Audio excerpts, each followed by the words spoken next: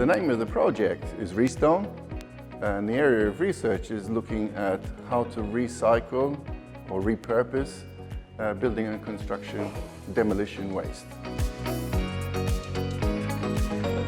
The reconstitution process that we carry out basically starts with inert demolition waste. So it will be of this form, large pieces of limestone.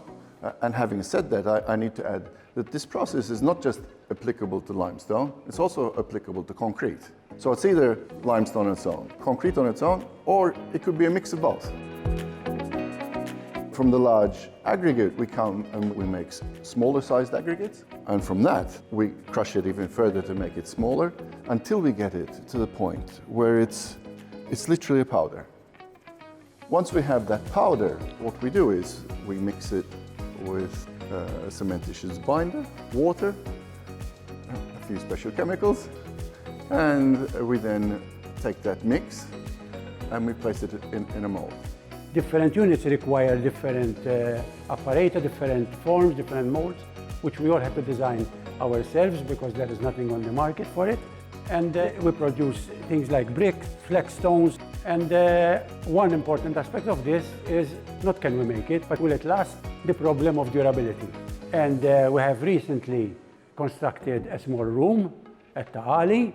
It's been there now about 6-8 months for that purpose, so that we see how the thing will weather. The project is trying to solve the acute problem that the island is facing in terms of the quality of the local stone. There is no stone. A good stone is very rarely available, and we are turning more to bricks, which is not really part of this island. And the second thing is that with a lot of construction waste, we are throwing away construction material and bringing in new material. And that is obviously, it is, as the term itself says, it's a waste. So what we're trying to do is to use that waste and reproduce what was before. The environmental benefits come from that you are using waste. So we have something which is sustainable. We have had our samples made, crushed, turned back into powder, redone again, even for 3 or 4 times. And every time we could make practically the same material. The project was funded from the MCST Fusion Research Fund. And yes, it was instrumental in bringing this to the point that it's at this point in time. What the Fusion project obviously did for us was that we could carry out more testing, because now we had the funding to get the materials we needed to do testing and the equipment.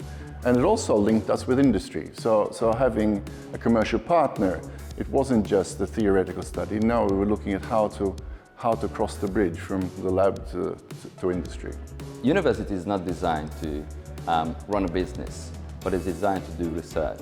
So we can take such technologies and inventions to a certain stage, and it's inevitable that we bring in companies and industrial partners to help us take the technology further. And the MCST Fusion program is a great opportunity for us to team up and collaborate with these companies and work hand in hand to advance the technology and ultimately take it to the market. In this project, we partnered with Hallman Vella. They're our commercial partners in the Fusion project. They're very important to the project. So again, we have managed to make not just small blocks like this, but we've made blocks which are 1 meter by 1 meter by 3 meters long. And Hallman were principally interested in making a cladding product. So they make a big block and then they cut it like granite. So that they cut it into thinner sheets and then use it as a cladding. The difficulty in this process is to align interests and motivation of the two parties, because we are a research organization, but the company is a for-profit organization. And we have to find the synergies, how we can work together. And for example, in this project, the technology is patent protected. So we have protection in 8 countries in Europe. for the technology. And one possible way to take this technology out of the university is to license the technology to industrial companies.